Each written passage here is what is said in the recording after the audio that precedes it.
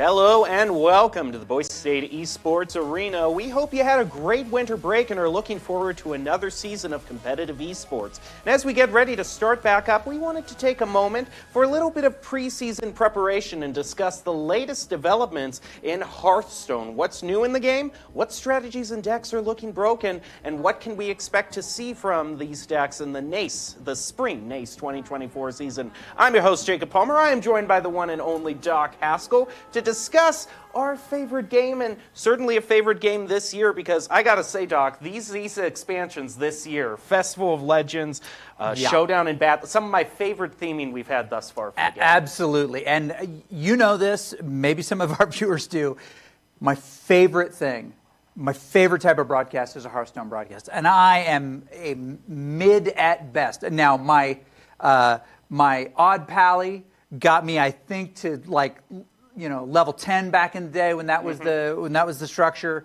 As good as I got, just abusing that beautiful meta. So I'm excited to learn what metas I can abuse and so forth. So this is going to be fun. Oh man, Odd Pally, back to the old Witchwood days. That's like 4 years ago now. And oh boy, I think from the cards you're about to see right now, things have gotten a lot more powerful since then, believe it or not. We'll get into it right now. The season of Hearthstone takes place at the end of the Year of the Wolf. And currently, 6 expansions are in the standard rotation for this competitive season. From last year, we have Voyage to the Sunken City, Murder at Castle Nathria, and March of the Lich King. This year, we have 3 new expansions, Festival of Legends, Titans, and Showdown in the Badlands. We're going to start off talking about each of the 3 new expansions and what they brought to the table for the metagame. Speaking of the metagame, we can also take a look at the overall win rates. It's just a preview. We'll get a little bit more into this right now, but I know the main thing Doc is very happy about is who's at the bottom. Bye-bye, Demon Hunter. Just sit down there at the bottom where you belong, Demon Hunter. Don't even bother trying to win stuff, because 38.2 is not enough. Well, let's take a look at some of the new cards that came out that helped the classes at the top get to where they are today. Starting out with Festival of Legends, it's one of the most colorfully themed expansions of the year. Each of the 11 Hearthstone classes competed in a musical festival, which each of the classes representing a style of music. There was a new keyword, Finale, that triggers whenever a card is played that uses up the last remaining mana that player has exactly. And we had dual class cards introduced as well. We'll see one of them shortly. But right now, let's take a look at some of the standout cards. We're starting out with Boogie Down, and this is not only a great example of the Finale keyword, but also just the great flavor and out there theming. I'll tell you what, I have that disco ball. I have that outfit. Yeah, Doc, True. you can remember and relate to this. That's absolutely right. Those were the good old days. But this is also a great example of why this year has also, it's technically called Year of the Wolf, but it's also kind of been Year of the Paladin, because Paladin has had so many good cards given to them time and time and time again. And this card has been great in very aggro decks where you want to get all your minions out, you're thinning out your deck. If you hit Finale, remember, a lot of Paladin minions have Divine Shield. And if you give a Divine Shield minion taunt, your opponent hates having to deal with that. So that's why Boogie Down is so good. But also we saw another new thing introduced in ETC Band Manager. Lee Torrent Chieftain was back, and he brought a completely new mechanic to the game. It's the first time, for those of you who play actual card games such as Magic, Hearthstone has had a bit of a sideboard. You get to put 3 cards in ETC Band Manager, and then when you play it, you get to discover one to play, which I love the flexibility that this brings. You know what, and I like to see the continued crossover. Of course, ETC, one of my favorite heroes to play in Heroes of the Storm. They've not kept him from Hearthstone, but it's nice to see him just moving across the universes from WoW into, now into Hearthstone. Yeah, I know.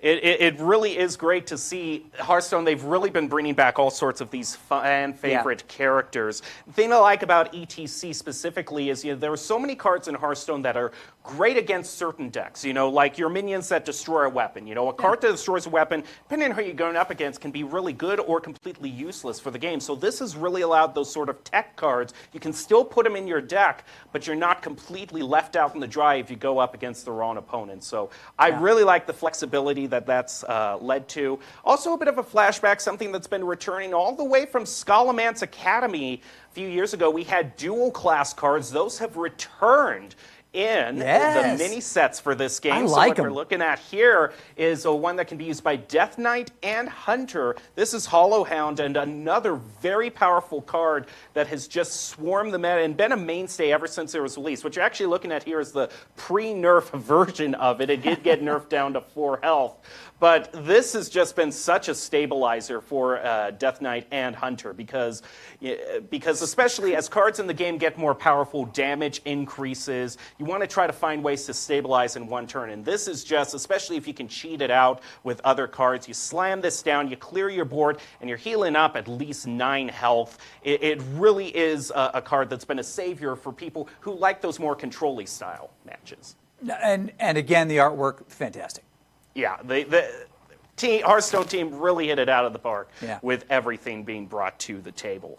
But that was just the first expansion. Doc, we had another expansion. We did. Next up was Titans, a very powerful set that's still showing strong presence in the meta today. The set introduces us to the Titan keyword, which is a special type of minion, which uses a powerful ability instead of attacking. So these Titans have been played consistently since their release and are so powerful often that they demand the opponent to clear them before the next turn. More than one ability can be used and things can really snowball. So you got to clear them as quickly as you can. What I love is that they take the planning away from the opponent, right? They force you to okay, I was going to set this up, but now I just got to clear. And I love it. Also, a note that another new keyword, Forge, for a price of 2 mana, players can upgrade Forge cards and their effects to more powerful versions of themselves, allowing some really, truly insane effects to be triggered off just one card. So, Jim, Titans are super powerful minions in the game currently, but what's your favorite? Well, we're looking at him right now, there Sargeras the Destroyer. Now, if you remember all the way back, Doc, to Ungoro. I went to high school with Sargeras the Destroyer. I know, Sorry. but also when you took the field trip to Ungoro, you remember that expansion, right? Of course, There was that quest reward for the Warlock quest that opened a nether portal that summoned 2/3 imps each turn.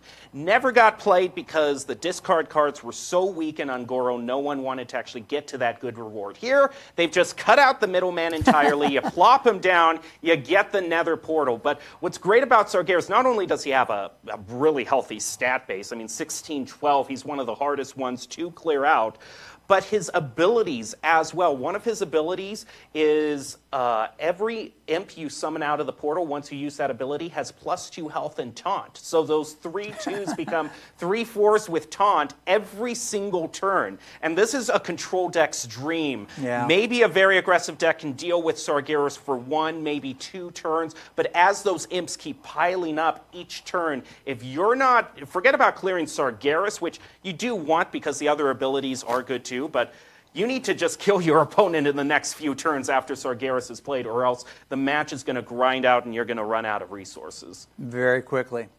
And then we Love him.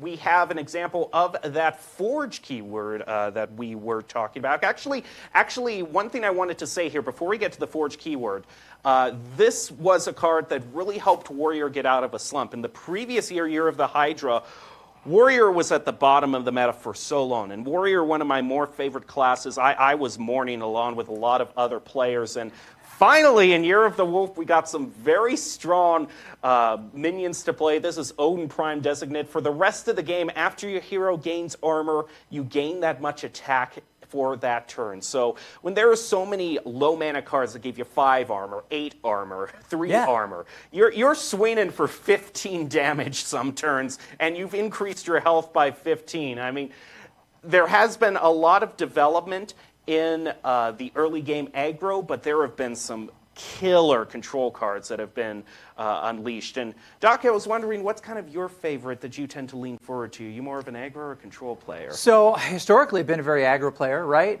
You try to get into, 6, 7, 8 into a finishing position. And I'll be honest, when you've got somebody who can play control like that, I very quickly can't rely on what I am comfortable doing, and you have to start thinking ahead and like, what did I play? This, because you play so many, games back to back to back. You're like, wait, did I get that one this time or this? Right? If you're not using some kind of, overlay. If I'm playing it on my phone, for example, right?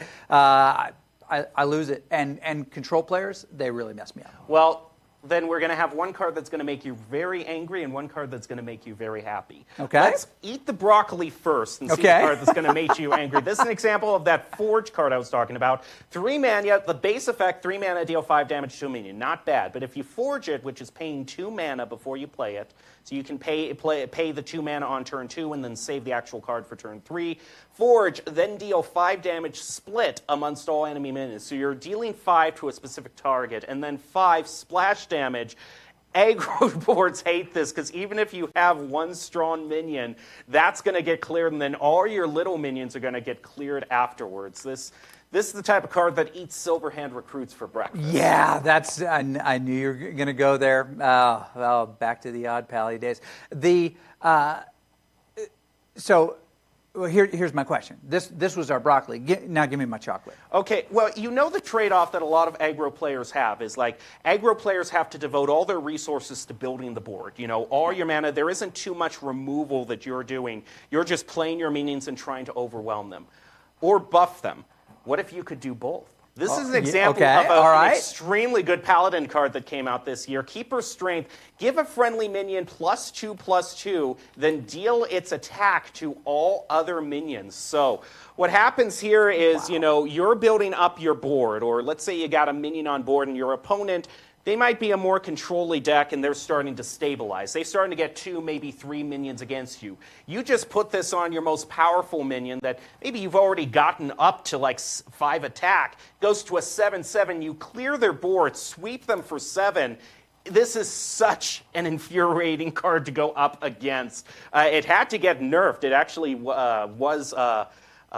it is 6 mana now, if I believe. This was the pre-nerf version. Again, this theme of Paladin just getting so many good cards this year. And it is odd, so it could go. Well, yeah, I'm gonna have to use my dust to build the deck that I'm gonna feel comfortable playing. As long as it's above 55% win rate, I can play for a long, long time. All right. Well, there is one more expansion that comes into the mix, and that's the most recent one, Showdown in the Badlands. And for the most recent expansion, Azeroth went back to the Old West with some new keywords. First was Quick Draw, new keyword that adds a special effect to the card if it was played the turn the player drew it, or it was added to the player's hand, say off of Discover effects. But the big new thing everyone is talking about was Excavate. Excavate is a keyword that gives a player a special treasure card that they can use in the game. Each time Excavate is triggered, the cards get more powerful, including a special boss card unique to the class the player is playing. And Doc, for an example... I was going to say, and what I like about the theming of this one specifically, we get a little of the mech look back, obviously, which I'm a big fan of, a little steampunk, but... The artwork and the digging is this beautiful cross between what feels like Old West and Lord of the Rings, in a sense, a little bit. I mean, digging up a big boss. Come on, what are we talking about here? So I've loved that about it, that kind of journey, that path, all the iconography and graphics they've come up with it. It's very, very immersive. Sorry, continue. I just like the look of this. Well, much more than the look that you can enjoy is the power level of Excavate. Doc, how many classes that have had Excavate available to them? Because they only made it available to about half the classes. How many classes that have been able to play Excavate so far have played it? I thought the answer was all of them. That is true. Yes, it is a bit of a trick question, but it is all of them because the Excavate cards are so good. In fact, I think we have some of the Excavate cards. Like, this is an example of a 1-level card. So when you Excavate once, you get this card, and it's a rocket. Even though it's one mana, deal 3 damage for 1 mana is insane. And then you go deeper in the mine to the next Excavate card, like Falling Stalactite, deal 3 damage to a minion and an enemy hero. So that's 6 damage overall for 2 mana. And then one of the player's favorite, Ogre Fist Boulder, which sets the minion stats to the best stats that you can get for the cost, 6/7 on a location, so you can use it twice. And then you move on to the big payoff. What every class, this is the one available to Rogue. Get 4 random spells. They cost 1 less for each time you've excavated this game. And Rogue, especially with Shadow Step, can bounce this back. So you got the Battle Cry triggering multiple times. They never run out of cards. They're always filling their hand up. In addition to what they've already excavated, it's been an insane keyword, but one of the most fun, my favorites to play. Yeah, and I'll tell you, we're going to learn a little bit about Azerite Dragon in a second, but I may claim this one again later. Yes, this might be something we harp on again on just how good some of these treasure cards are. But you must be asking yourself, well, if half the classes got these great Excavate cards, what did the other half get? Highlander cards. Highlander is back. You can only have 1 of every card. And the ultimate payoff for Highlander has been Reno Lone Ranger. It's actually the first neutral hero card, so any class can use this. But if your deck has no duplicates, empty the enemy board and limit it to 1 space for a turn. So this is insane. Not only is it a better Twisting Nether, but you notice it says empty instead of destroy, because remember, when a minion's destroyed, it's Death Rattle triggers. This just gets rid of anything no Death Rattles trigger. So you just completely get rid of any sticky minions your opponent wants to get. They can only play 1 minion next turn. I do remember a few years ago in Descent of Dragons, there was another Reno hero card that did the same thing, but it was 10 mana. Now it's 8, and it limits your opponent to just 1 space for the next turn. This is, if you're set in position, this gives you basically, it says there, to call against Overwatch, High Noon, the ability to one-shot. And, another thing that kind of is interesting, that kind of is a comparison about Overwatch, is a lot of times you got to keep track of what's your opponent's win condition, and that can come into like ultimate combinations. If you're looking for a Gravitic that could be brought out on the field, you're looking, okay, how can I negate that? Do we have a beat online? Right. What Reno does so well in a similar way is, especially for decks that have an OTK combo, where they have to play like 5 minions in 1 turn, but it always results in you dying. If you're tracking that and know when to play this card, you shut them out of those combos. So it has a lot of really great different uses. And of course, now let's get back to showing how good Paladin has been, because it got even more good cards. Here we go. This is Showdown. Both players gain 3/3/3 Outlaws, and you give yours Rush. Now, yours have Rush. They can attack first. You might be saying, okay, that doesn't seem too busted, until you consider the next card that was released in the same expansion, Prismatic Beam. Deal 3 damage to all enemy minions. It costs less for each enemy minion. And remember, you just summoned 3 for them. So this card currently sits at 8 mana. It released at 7, and what would often happen is Paladins would just play this for free. They would fill up their opponent's board, play this for no mana. All of a sudden, they got a board with 3/3 freeze. They've completely cleared their opponent's board, oftentimes for 3, 4, or 5 mana. And it made Paladin in a class of its own. This might be the deck you pick up and play. Yes, this is exactly the kind of deck I want to play, where you can just make people miserable. You don't always get the draw that you want, so that you can play it that way, but I love it. All right. Well, we're talking about different decks that might be played. Now it's time to get a little bit more into some specific decks. The current decks that sit at the top of the meta, that win rate that we teased you at the beginning of the broadcast. Now let's take a moment into some of the decks that have led to those numbers, Doc. You want to talk about Festival specifically? No, just what overall are powerful decks. Oh, God, there's a number of powerful decks. We can go over those decks.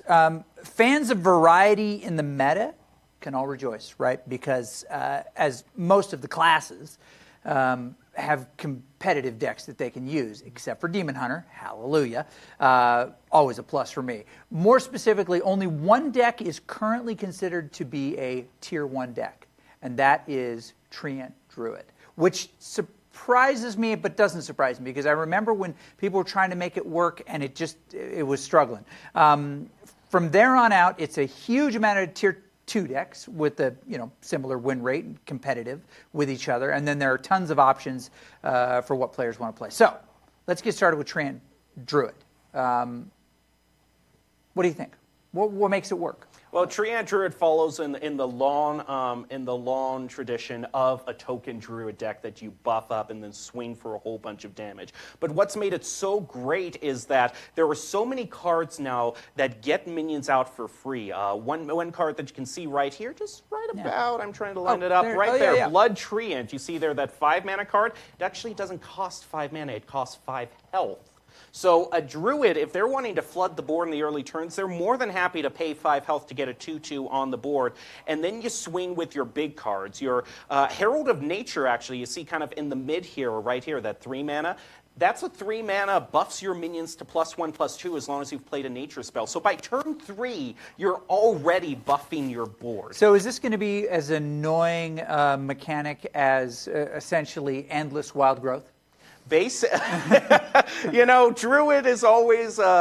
They're playing wild growth. Yeah, it might have. There goes wild growth. Yeah. It's the other way Druid annoys you. But you also notice here we see a classic card. You can see Soul of the Forest. Used to be 4 mana, but now since the meta's faster, of course, things get more powerful. It's 3 mana. But it has the same old effect. Great classic Hearthstone card. Gives all your minions Death Rattle, summon a 2/2 tree. And so even if you clear one board, you have to clear another afterwards. So unless you have like 3 board clears in your hand, which believe me, control decks these days do. But if you don't, you're in for a massive world of hurt.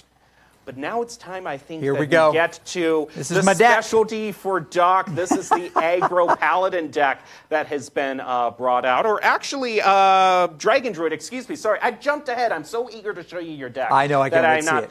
This is the one, though, where you brought up Wild Growth here. Yes. They have a better Wild Growth Oh, nowadays. no. This too. I think better does not apply to Yeah, this no, this description of 2 wild mana growth. minion here. You see right where my hand is the Splish Splash Whelp. Yes. That's a 2 mana 1/1. If you're holding a dragon, gain an empty mana crystal. So it's basically a minion attached to a Wild Growth Yes, now. okay. So you develop your board and you play Wild Growth. This is the other flavor of Druid that people have strong opinions of.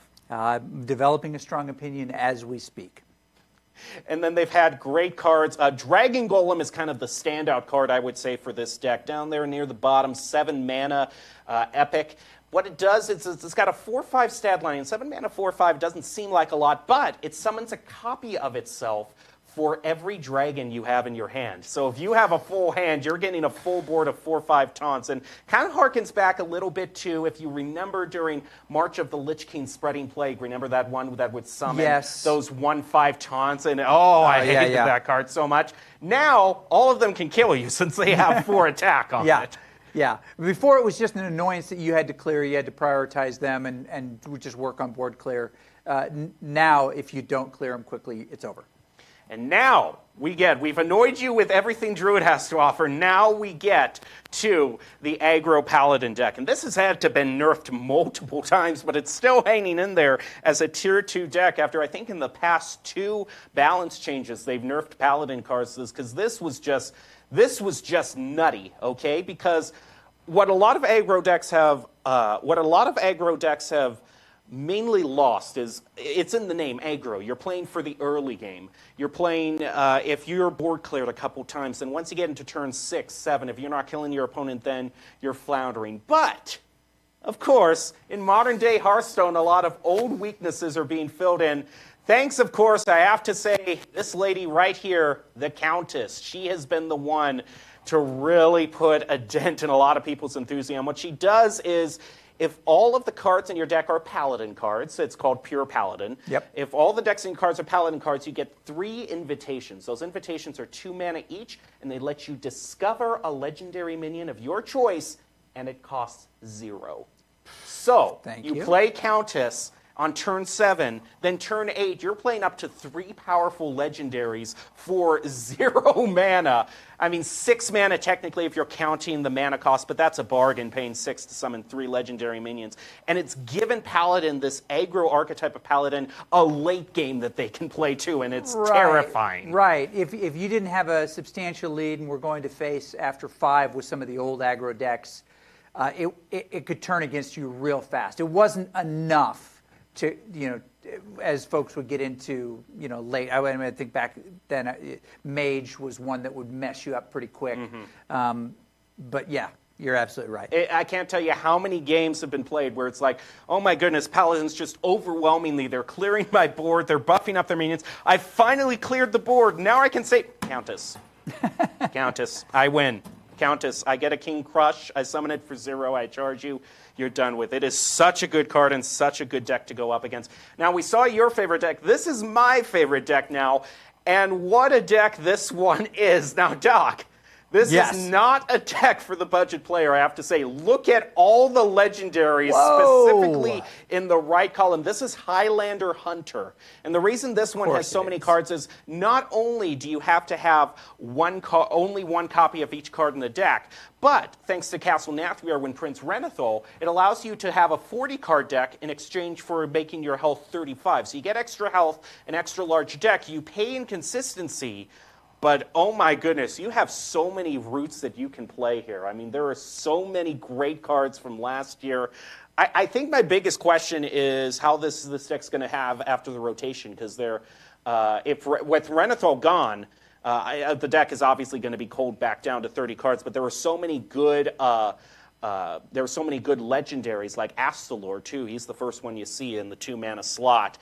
He's one that's going to be rotating out when March of the Lich King goes, and it's one of those where, man, I don't know if this deck's going to survive. So what I'm saying is, if you can play this deck, play it while the getting's good. Yeah, it's not going to be around that much longer. You know what? And to interject here, again, we don't have a lot scheduled for it, but somebody in chat, Dodo specifically says that Shaman's always been a favorite. Hasn't always been a top tier, but the mechanics are so fun and unique to play with. And I think that's one of the big themes of these mini expansions, these mini decks, is that they're giving mechanics that are really fun to play. Mm-hmm. I actually really agree with that, because Shaman kind of is a little bit similar to Warlock, if you will, in that the abilities require you to pay something. For Warlock, it's usually health to draw a card, or you're paying health to activate a powerful effect. For Shaman, with the Overload cards, you're paying future mana to get a good effect this turn, and I always like those kind of cost-benefit cards. But of course, if you're playing Overload Shaman these days, you have a way to unlock those overloaded mana crystals, which, once again, I'm saying, modern Hearthstone, a lot of things that decks really struggled in, now they're becoming benefits, if you can believe it or not. Here we go on to Mining Warrior, which is a great kind of a little bit of a showcase of the excavate keyword that you have, and some great final finishers. I mean, Warrior fans, my heart's with you. You suffered through probably one of the longest meta droughts I've seen for any particular class in Hearthstone. But boy, are you being rewarded for it. And you've got Odin in this deck, which we were talking about earlier. And actually look all the way down at that bottom card. Yogg Saron Released is a card in the mini set, and is a very powerful Titan. Can destroy your opponent's board, or if you want to be the ultimate troll, take control of an opponent's minion, no strings attached. Yeah, especially if they've been waiting for the opportunity to play what they think is the coup de grace, and you can just steal it. And yeah, and there's just nothing they can do. You think, I've got my Divine Shield on, I've got my Taunt, it has a great death rattle to it, and you just take it away. I remember back to the really old days of Hearthstone, to do that, you'd have to play Mind Control, the 10-mana priest card. Right. And the flavor text for that specifically said the card most likely to make your opponent punch their screen because they realize how annoying it is. And again, similar themes going on throughout all the night. That was a 10-mana spell. Now it's attached to a 9-mana minion. So you're getting a lot more bang for your buck. And then talking about new things, there's one more deck we want to go over that's been pretty interesting. This has been Plague DK. Death Knight got some pretty good cards. They got an amazing Titan in Titans, the Primus. But the main thing that you're going to be wanting to watch out for are the plagues. So what these do is they're cards that you shuffle into your opponent's deck, and every time they draw one, something negative happens. Either they lose 2 health with lifesteal, so you gain that 2 health. Yep. A 2/2 is summoned to your board, or the next card they play costs 1 mana. I hate that one so much because it's messed me up on so many turns. But the legendary that makes this deck flow makes all of the cards infinite. So even if they draw them, the cards go back into their deck. So eventually you're building up an entire deck where they have nothing but the plagues, and they keep on drawing them, and you'll burn them out that way as well. So Death Knight has been, I gotta say, compared to how Demon Hunter was handled as a new class, Death Knight has been night and day, and a lot of people do like the class because it brings a lot of great new things, and it hasn't been overly broken. It's good. This is a good deck. True. It's not overly tier broken. 0. Yeah. Not in the least. Now, these are all the decks that we've been talking about right now, but a very important event is happening.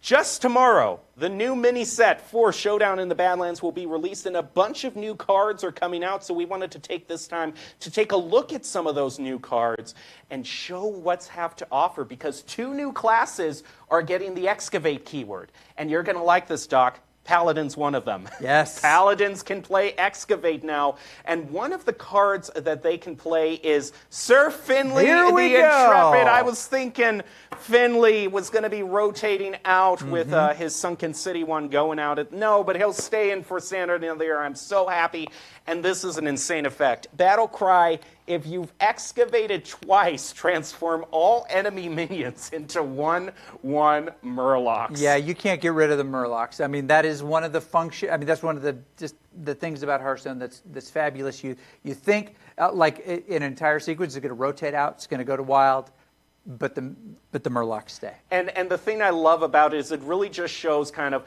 what I love about Hearthstone is that it takes elements of World of Warcraft. Of course, the game that Hearthstone inspired, Hearthstone being the OG.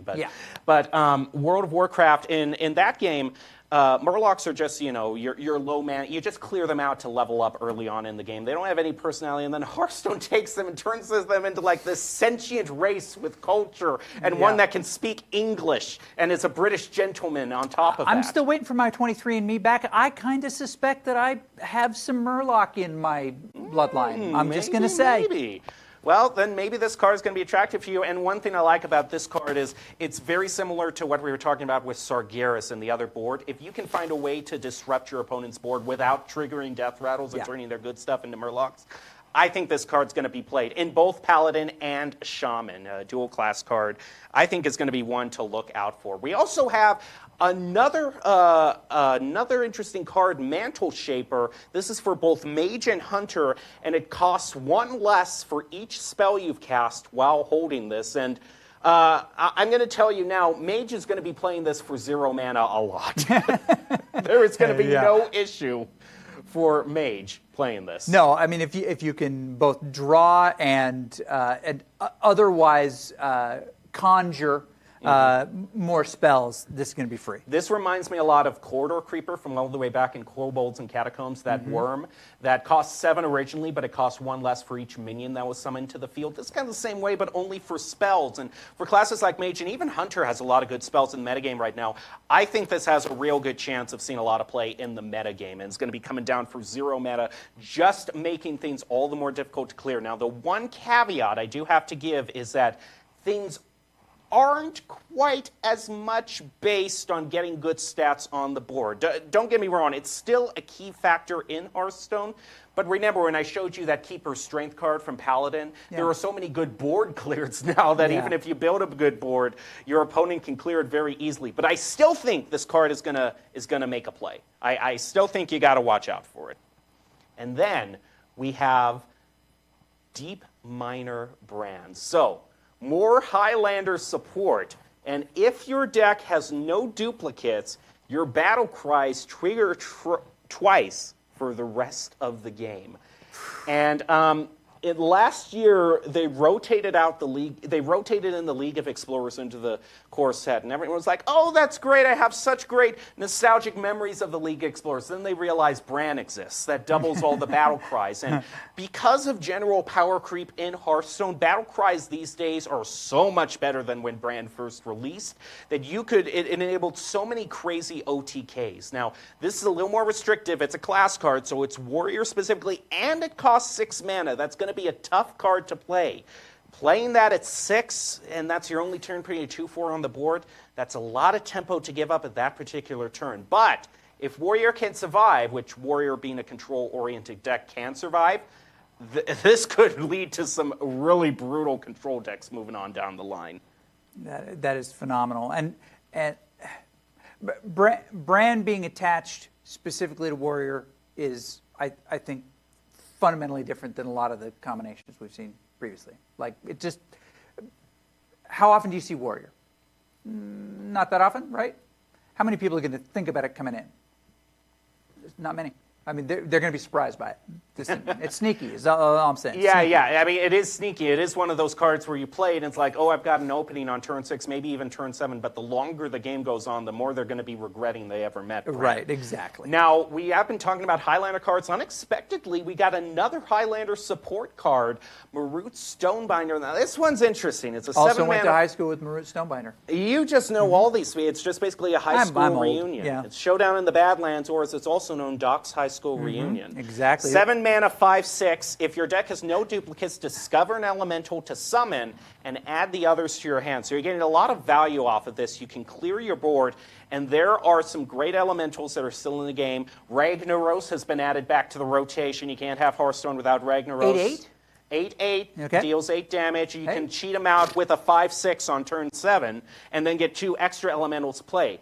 But that's best case scenario. You could also be getting a 1/2 or a 2/3, and you have nothing else to play. So this really is a card that's dependent on how consistently you're going to be able to get good elementals.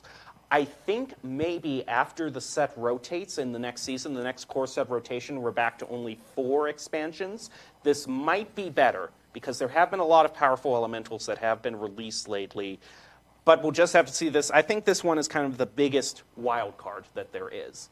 Now, to talk about things that aren't wild cards, it's time for us to each pick out one card that we think in this mini set is going to be the most broken going forward. Yeah. And Doc, we're going to start with you. What stood out to you as a card thinking, oh, this is going to get nerfed?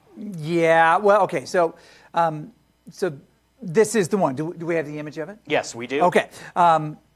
Many apologies. I mentioned this earlier. I said I would tilt, the Azurite Dragon, give all other minions in your hand, deck, and battlefield +3/+3.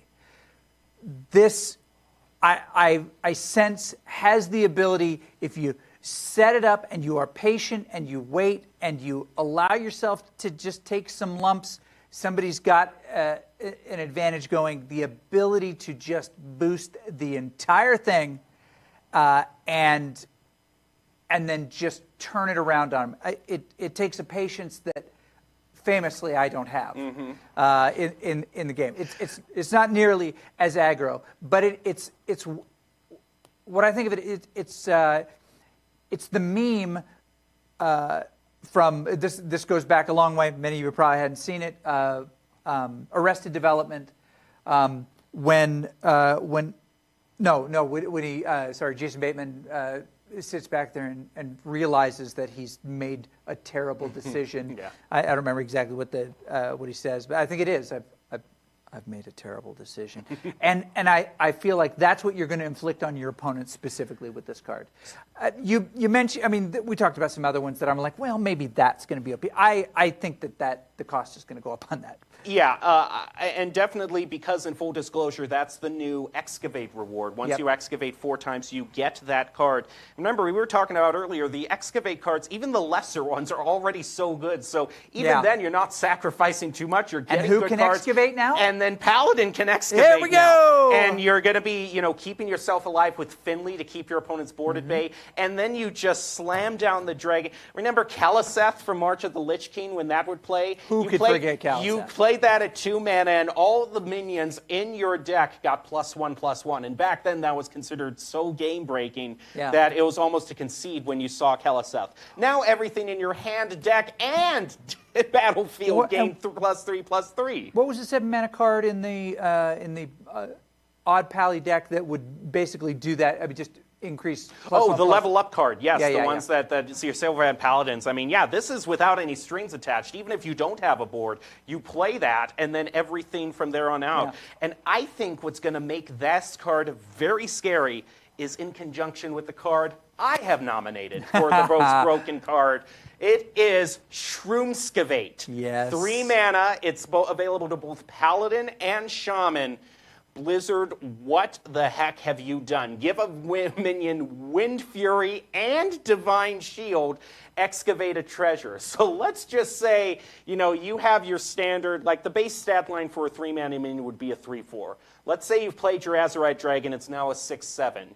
You play that minion, play this. You've got a 6/7 with taunt and Wind. And it's dual class.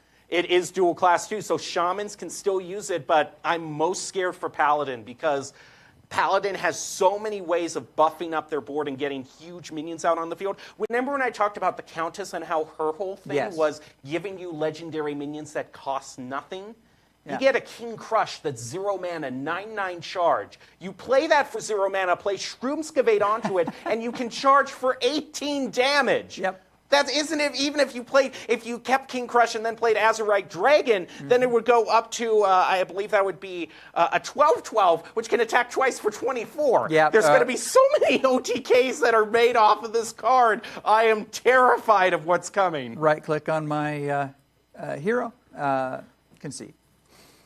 So, I mean, I don't even want to let them have the satisfaction of the animation. Admittedly, Paladin is one of my more favorite classes, but oh my goodness, they have been getting everything they could possibly want and more in these expansions. But we'll have to see what happens in the meta. If Paladin will be a threat again, I think it probably will be. Yes. Oh boy, get ready for more Paladin and the upcoming Paladin nerf, because that's probably going to be what's brought to the table. But speaking of things that are coming up, Doc, give us a little bit of a lowdown on what we can expect going forward Hearthstone-wise in the competitive sense. Okay, so lots happening in the competitive. For Intercollegiate this spring, in Naystar League specifically, they're going to host a trio of online 1v1 Conquest format tournaments. You know the format. Each player submits 4 decks. Standard decks, of course, each from a separate class. The opponent bans 1, and if you win with a deck, it's no longer playable, so you must win with each to defeat the opponent. These tournaments will be 2 days. Great news is Swiss on Saturdays and on the first day, and then single elimination on the second. They're going to be specifically, well, you see them right here, 27th and 28th of January, February 17th and 18th, and March 2nd and 3rd, you accrue points. So signups available on nsl.leaguespot.gg. You can search that, NSL League Spot. But you can expect some great plays again from some of these folks. I think of Bacchus from Rutgers, Super Chicken from Carleton, who was a semifinalist several times, Critical and Rockfire, both from Northeastern University. They have a really strong Hearthstone group, and many more. Jim, who of these competitors pops out to you? Well, unfortunately, making this decision on who's going to be the best player is a lot more challenging than saying Shroomskavate's going to be broken, because that much is obvious. And the thing that I'm going to be watching out for is the great thing about this tournament is that there's 3 times that you can qualify. You got 3 Swiss tournaments, and you know as well as anyone as a coach, sometimes the schedule doesn't work out for you. Right. But with everything spaced out and everyone having a chance to qualify, we might see players like Caleb or Rockju get in on the first qualifier, but there's still the 3 qualifiers left to play. And in fact, we can take a look at some of the top plays. And I think anyone from Northeastern like Rockju, I think that if you want to hold me to the fire and tell me who And we I do. think is going to, And we yeah, do. it's anyone from Northeastern, because Hearthstone can be a single-player game. A single player can represent a whole university from it. But when you got players, besides Judges who are scrimming each other constantly, you always have a scrim partner. You always have someone to VOD review with you. And I think that team dynamic for universities that have multiple Hearthstone players is really indispensable. Yeah, I think it took way too long in the collegiate scene to go to a 1v1 because the idea was, look, we can bring more people in. You get a trio sitting there, they can discuss it. It's a better way to play the game. I think it's a better way for beginners to play the game, but I think that it prevented a lot of schools from trying to organize it because they didn't know if they had three, or they had a couple that just didn't get a chance to play together that much. This 1v1, I think, is the best of both worlds. It allows them to play against each other and then to compete against other schools. And it's been the way that the professional level of Hearthstone's been played since the very beginning. Since the beginning, exactly. 1-1. Also, got to give out a shout out to everyone on the production team who helped put us together, Nace Star League Hearthstone, for these beautiful overlays and effects there. I think Hearthstone aesthetically has had some of the best graphics that we've seen on Nace And Star it gets better and better. People give a lot of criticism to Blizzard, but I think that they criticize just the game that maybe they know the best. If you look holistically at what they've done, they've created this beautiful world that crosses over. Maybe you're not a Heroes of the Storm fan as I am. Oh yeah, it was the getting up and shouting across the room to the teammate there for this big finish. I remember that. That was good stuff. Yeah, but it's a beautiful beautiful world that they've created, and Hearthstone is a place where it can be light. And still very competitive. It's a lot of fun. I think theming-wise, it's probably the game where you can tell the devs are having the most fun. And we should point out, I mean, it's been here, it's been over Jacob's shoulder the whole time here, but this Hearthstone on the wall, we've had this for 7 years. It was built by some students who competed and made it to the national championship as a trio. They made it into that tournament in LA. We still have it. We've kept it alive somehow after multiple moves in many years. I'm hoping that we'll have an opportunity to broadcast some of these NACE events this year, because I think we'd love to do it, right? But we keep this thing around. It's pretty cool to have. It's our good luck charm. It is our good luck charm. Very, very, yes, I agree. Well, that does it for the broadcast today. Thank you so much for watching. We'll see you soon in the new esports season. Remember to check in with Nace Star League to see when all the games, not just Hearthstone, are broadcasting, but of course be sure to tune in for Hearthstone coming up on the weekends throughout the spring semester. But for now, this is Gem and Doc signing up, wishing you a great night. Good luck tomorrow when the mini set drops. Best of luck.